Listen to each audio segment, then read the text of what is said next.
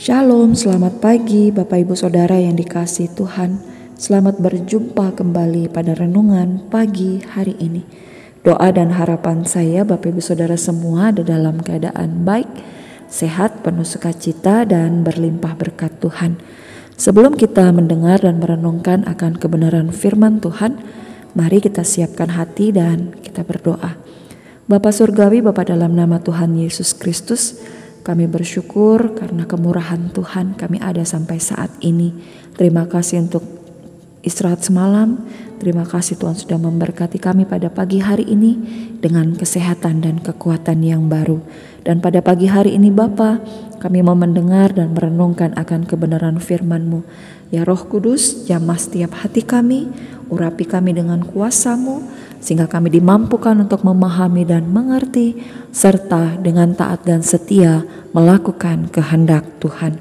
Di dalam nama Tuhan Yesus kami berdoa. Amin.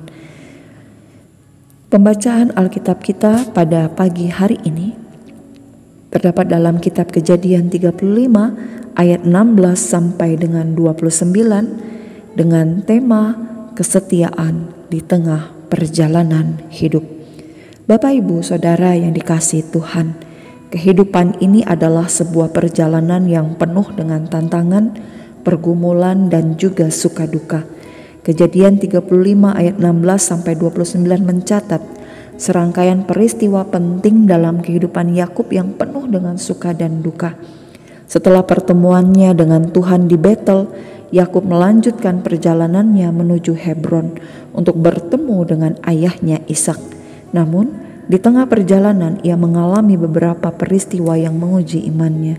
Perjalanan Yakub yang penuh dengan berbagai pengalaman hidup, mulai dari kehilangan orang yang dikasihinya hingga konflik dalam keluarga. Melalui bagian ini kita belajar 3 hal tentang kesetiaan kepada Tuhan di tengah perjalanan hidup. Pertama, kesedihan di tengah perjalanan. Dalam bagian ini kita membaca tentang kematian Rahel saat melahirkan Benyamin. Rahel meninggal setelah memberi nama Ben-Oni yang artinya anak kesusahanku. Namun Yakub kemudian mengganti nama anak itu menjadi Benyamin yang artinya anak tangan kananku.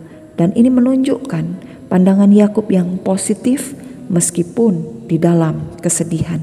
Dan ini adalah momen duka yang mendalam bagi Yakub karena Rahel adalah istri yang sangat ia cintai. Namun di tengah kesedihannya, Yakub tetap melanjutkan perjalanan hidupnya. Ini mengajarkan kita bahwa dalam hidup ada saat-saat kehilangan dan kesedihan, tetapi kita tetap harus berjalan, melanjutkan kehidupan kita dengan penuh iman kepada Tuhan. Tetap percaya Tuhan tetap menyertai kita di tengah duka, dalam kehilangan tetap terus percaya dan bersandar pada rencana Tuhan yang lebih besar. Kedua, masalah dalam keluarga. Di ayat ini kita membaca bahwa Ruben anak sulung Yakub melakukan dosa besar dengan tidur bersama Bilha, gundik ayahnya. Ini adalah sebuah perbuatan yang memalukan dan melukai hati Yakub. Bukan hanya perbuatan amoral, tetapi juga merupakan bentuk perebutan kekuasaan di dalam tradisi kuno, yang dimana seolah-olah Ruben ingin mengambil posisi ayahnya. Perbuatan ini berdampak besar di kemudian hari karena Ruben kehilangan hak kesulungannya. Namun Yakub tidak langsung bereaksi akan peristiwa itu, melainkan menyimpan hal itu di dalam hatinya. Dalam keluarga pasti ada konflik dan kekecewaan. Tuhan menginginkan kita untuk bijak dalam menghadapi masalah keluarga. Kesetiaan kepada Tuhan pasti membantu ataupun menolong kita untuk melewati setiap tantangan dalam keluarga. Ketiga, penyatuan kembali keluarga. Yakub akhirnya sampai ke Hebron, tempat Ishak ayahnya berada. Ketika Ishak meninggal, Esau dan Yakub, 2 saudara yang dulu berseteru, bersatu kembali untuk menguburkan ayah mereka. Ini menunjukkan bahwa pada akhirnya Tuhan bisa memulihkan hubungan keluarga yang pernah rusak. Tuhan rindu keluarga kita hidup di dalam rekonsiliasi. Waktu Tuhan selalu tepat untuk memulihkan hubungan yang rusak. Kesetiaan kepada Tuhan akan membawa kita kepada pemulihan. Kejadian 35 ayat 16 sampai 29 mengajarkan kita bahwa perjalanan hidup tidaklah selalu mudah. Ada kehilangan, ada mendapatkan, ada konflik, ada pemulihan, ada suka, ada duka. Namun dalam semua itu kita dipanggil untuk tetap setia kepada Tuhan karena Dia selalu menyertai kita. Bapak, Ibu, Saudara yang dikasihi Tuhan, jika saat ini kita sedang mengalami kehilangan, tetaplah percaya bahwa Tuhan memegang masa depan kita. Jika ada konflik saat ini dalam keluarga, berdoalah agar Tuhan memberikan jalan keluar dan hati yang lembut penuh kasih.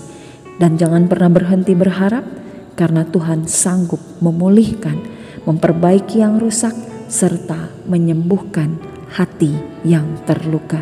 Kiranya firman Tuhan pagi ini menguatkan kita semua.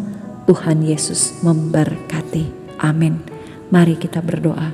Bapa Surgawi, Bapa dalam nama Tuhan Yesus Kristus, kami bersyukur untuk pagi hari ini Tuhan telah menyapa kami dengan firman-Mu.